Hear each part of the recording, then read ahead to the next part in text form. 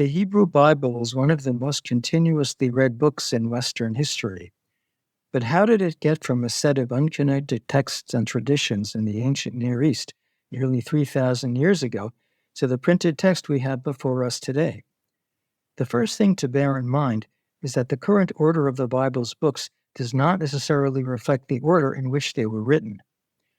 One of the oldest Israelite texts might be not Genesis, but the book of Job,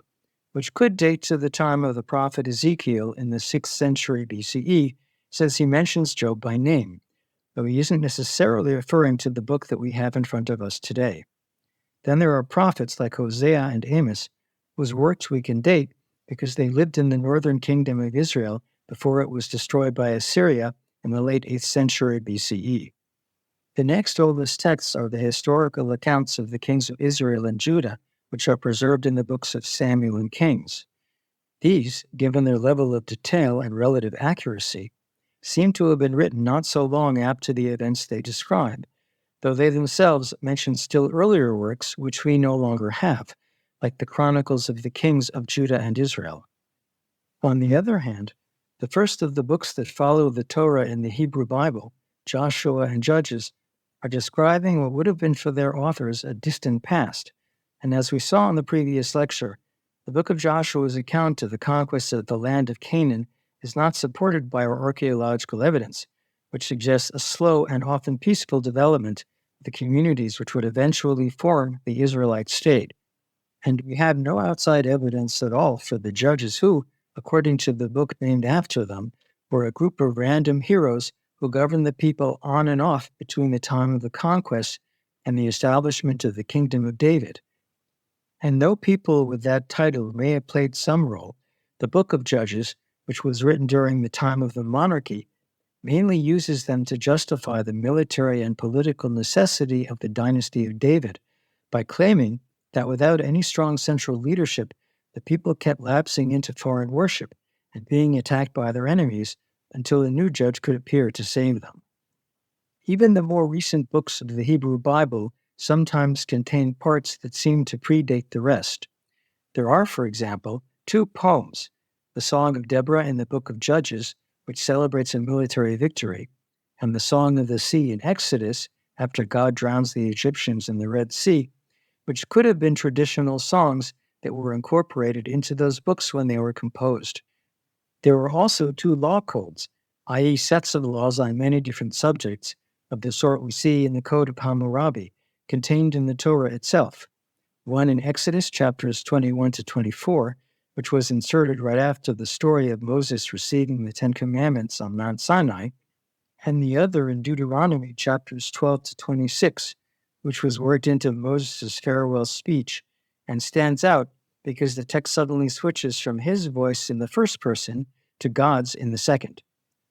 The most controversy and speculation among modern scholars has been provoked by the question of how the Torah was composed, because among the books of the Hebrew Bible, it is the most varied in terms of its contents and composition. It contains laws on many different subjects, poetry, like the farewell poem of Moses, and the stories in Genesis and Exodus about how the world in general, and the Israelite people in particular, first appeared. The most basic distinction we can make among the 5 books of the Torah is between the first 4 books, Genesis, Exodus, Leviticus, and Numbers, and the 5th, Deuteronomy. Deuteronomy has a much more coherent narrative frame, as it's presented as the speech Moses gives to the people before they enter the land of Israel, which Moses himself is not allowed to do. It is also in many respects a summary of the content, both narrative and legal, of the first 4 books, which is why the writers of the Greek Septuagint translation decided to call it Deuteronomy, which means second law. Though, as we'll see in a moment, it may actually have been written before all of the others. The composition of the Torah is traditionally attributed to Moses, and we are told at the very beginning of Deuteronomy that he explains to the people this Torah, HaTorah Hazot. Though because the word Torah is not a proper noun, but simply means instruction or teaching, it's far from obvious that this is meant to refer to the book we know today.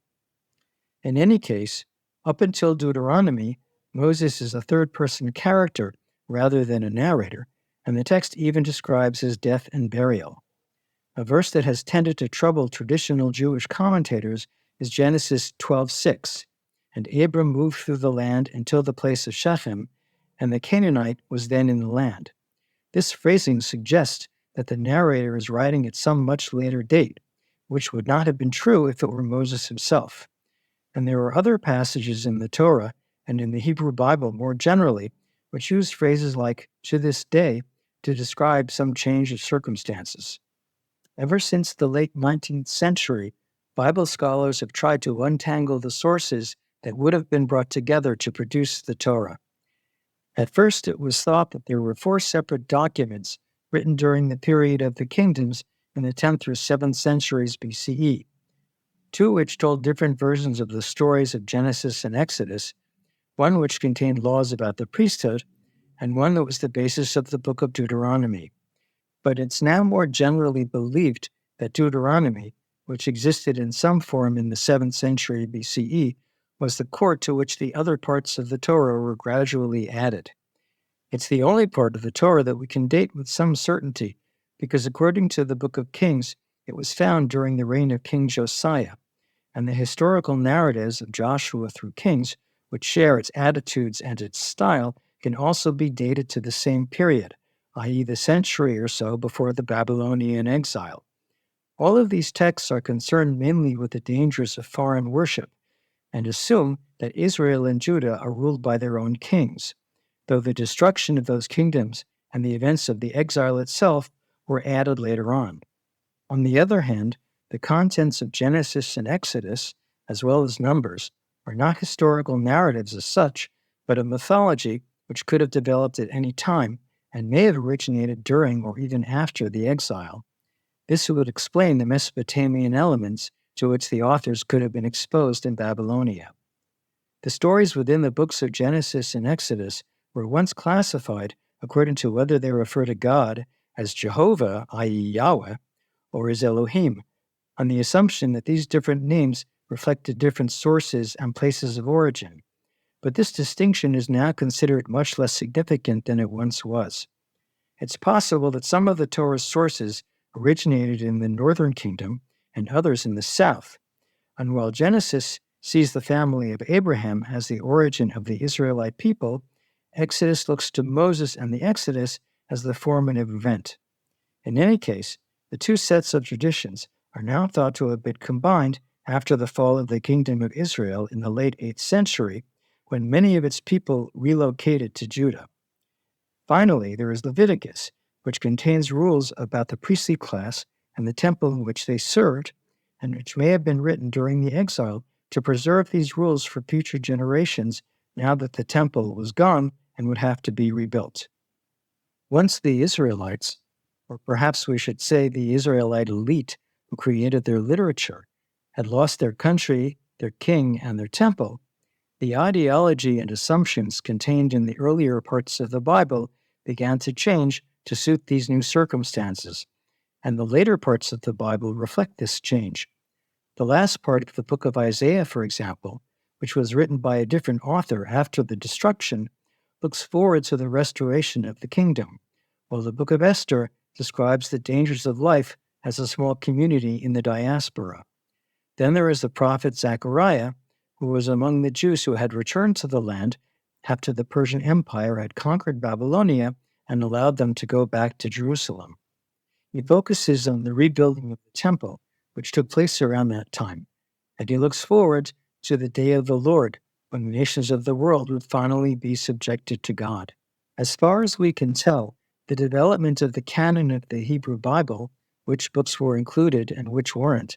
was a gradual process, and the earliest evidence we have for such collection comes from one of the works written by Jews during the Second Temple period, the Wisdom of Ben Sira, also called Ecclesiasticus,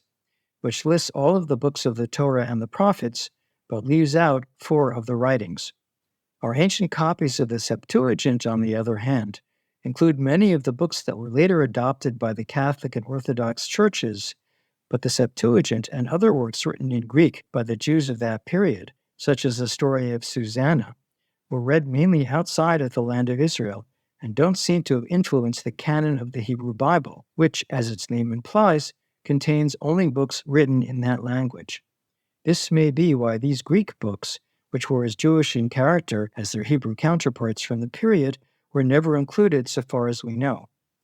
The first-century Jewish historian Josephus, who grew up in the land of Israel, says that the Bible contains 22 books rather than the 24 we know today. But even though he doesn't say which ones they are, he was presumably leaving out, like other Jews at the time, some of the books that are now a part of the writings. There also seem to have been some differences of opinion among the rabbinic authorities of the first centuries of the Common Era over the status of Ecclesiastes and the Song of Songs, but there's no evidence that their preferences were based on any obvious criteria. The Book of Esther, for example, was accepted by some of the rabbis and eventually by all of them, even though it contains no mention at all of God, while the additions made to that book in the Septuagint, which do mention God, place him at the center of the plot, and even include a prayer to him, were never included in the Hebrew Bible. Then there is the Song of Songs, which again does not mention God and is essentially a love poem, though the rabbis who approved of it interpreted it as an allegory of the relationship between God and the Jewish people. But even though many scholars think that the Song of Songs was written as late as the 3rd or 2nd century BCE, there were other works written by Jews during the same period which the rabbis did not accept. These are now called apocrypha, or hidden away in Greek, because their supporters claim that they were actually much older works which had only recently been rediscovered. For example, the book called Ben Sira was not accepted into the Jewish canon, even though it was wisdom literature like Proverbs and was written in Hebrew. Neither was the first book of Maccabees, which was also in Hebrew, and told the origin story of the Hasmoneans, the Jewish kings who ruled Judea when it was written in the 2nd century BCE. A very important source of information for the shape of the Hebrew Bible in ancient times is the Dead Sea Scrolls. Most of the material found at Qumran, near the Dead Sea, in the 1940s and 50s consists of small fragments. But from these, we know that the Jews who lived there read all of the texts in the current canon of the Hebrew Bible, except possibly for the Book of Esther. They also read a number of books which later became part of the Apocrypha of various churches, such as Ben Sira, the Book of Jubilees, and Tobit, and one, Enoch, which was not accepted by any of them. All of these books were written in either Hebrew or Aramaic, which was the spoken language of Judean Jews at the time. We should remember, though, that because the Qumran sect, who were separatists, lived by different rules than other Jews did, we can't necessarily judge from their Bible what other Jews of the time may have thought about the canon. It's also hard to say whether they would have drawn any practical distinction between the apocryphal books they were reading and the ones that all Jews considered part of the Bible, especially because, unlike most Jews, they did not have a problem with writing down even their own original texts, such as commentaries on the Bible and rule books for their community. In fact, some of these texts are collections of Jewish law, which are similar to the ones that were produced by the early rabbis around the same time, though those texts were not written down until hundreds of years later because the rabbis did not consider them sacred. While in the Christian world, different canons have been fixed by various church councils over the last 1,500 years, the early church, which spoke Greek, seems to have simply adopted wholesale all of the books included in the Septuagint, which quickly became its version of what it came to call the Old Testament. While these books were problematic as far as the Jewish world was concerned, because they were written after all or most of the Hebrew Bible had been completed, for the various Christian churches who did accept them, they were intertestamental rather than post-biblical works. On the other hand, the Christians of the Western Roman Empire, which would eventually form a large part of Western Europe, came to rely on the Vulgate, meaning commonplace, the Latin translation made mainly by Jerome in the late 4th century CE. Jerome decided to return to the Hebrew text for his translation of the Old Testament, rather than relying on the Greek of the Septuagint, which he considered unreliable and less authentic than the original. And while the Vulgate did include many of the Septuagint's Greek texts, most of these had already been translated into Latin before Jerome's time. Since then, there has been some variation in which specific books are included by the Catholic, Russian, Ethiopian, and Greek Orthodox churches in what they call the Deuterocanon or Second Canon, though the most important change has been among Protestant communities, which, following the reformer Martin Luther in the 16th century, have relegated these books to a separate section called the Apocrypha and described them as useful rather than as part of the canon. In Bibles like the King James Version in 1611, this section can be found between the Old and New Testaments. This change was part of a larger Protestant move toward restoring the original sources and languages of the early church, and even returning to the Hebrew roots of Christianity by embracing what they saw as the values of the Old Testament.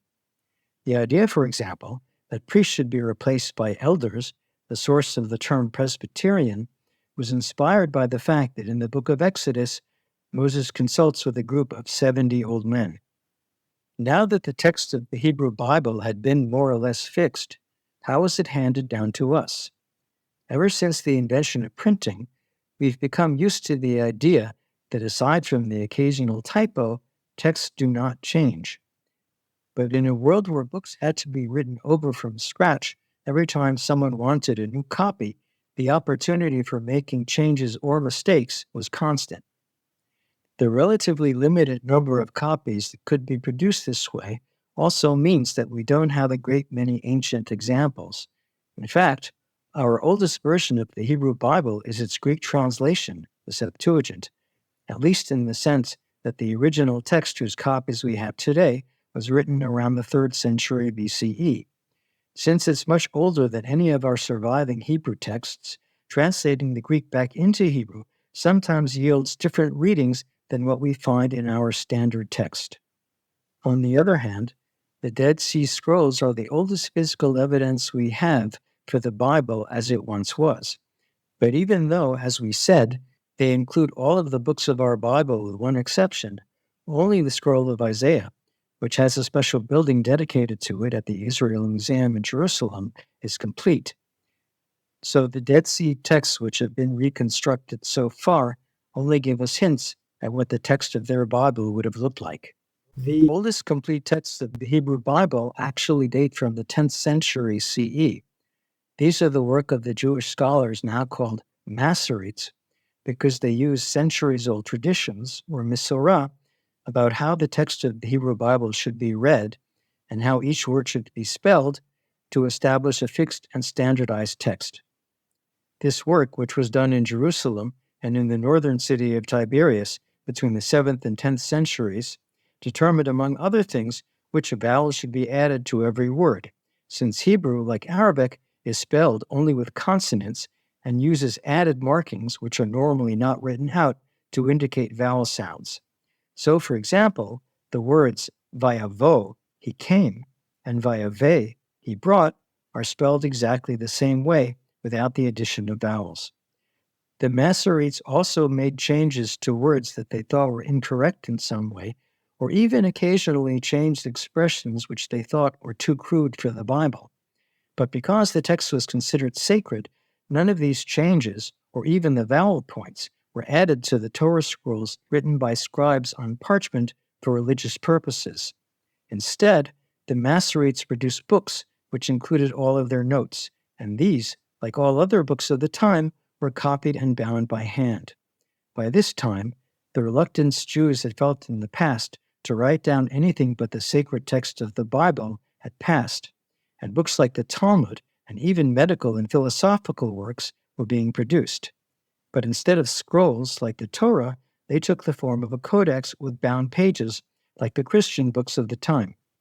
This type of book, which came to be known as a chumash from the Hebrew word for 5, because it contains the 5 books of the Torah, is still considered sacred, even though it has no ritual function. And many synagogues contain a room called the Geniza, where old and damaged books like chumashim are stored because they may not be thrown out. In fact, our first evidence of the Dead Sea Scrolls was a document found in the Geniza of the Old Cairo Synagogue where it had been sitting for hundreds of years. The Masoretes also laid the groundwork for later printed editions by dividing the text into numbered chapters and verses, a practice they may have gotten from Christians who were already doing this with their own Bibles.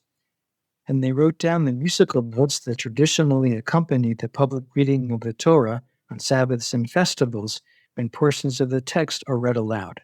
Mimehayech yiparedu, ulaom milaom yamatz, v'rav yabod sa'ir. The first printed editions of the entire Hebrew Bible were published in Italy in the 15th and 16th centuries, and these served as the basis for the King James translation of 1611. The Masoretic Text has been in use ever since, though some modern editions, like the Stuttgart Hebrew Bible, which was first published in the 1970s, add notes at the bottom of each page which list the variations found in texts like the Septuagint and the Dead Sea Scrolls. The passages preserved among the scrolls tell us that the Hebrew text, as the Masoretes had it, was substantially the same as the texts of the 1,000 years before. But there are also many cases of readings which are found in both the scrolls and the Septuagint, but not in the Masoretic text. This raises the possibility that the Masoretes sometimes decided how to read the text in ways that did not have a strong basis in tradition. In our next lecture, we'll look at the Greek-speaking Jewish culture that produced the Septuagint and the apocryphal books that are included in many of the Christian canons of the Bible, and were in many respects the foundation on which the New Testament was built.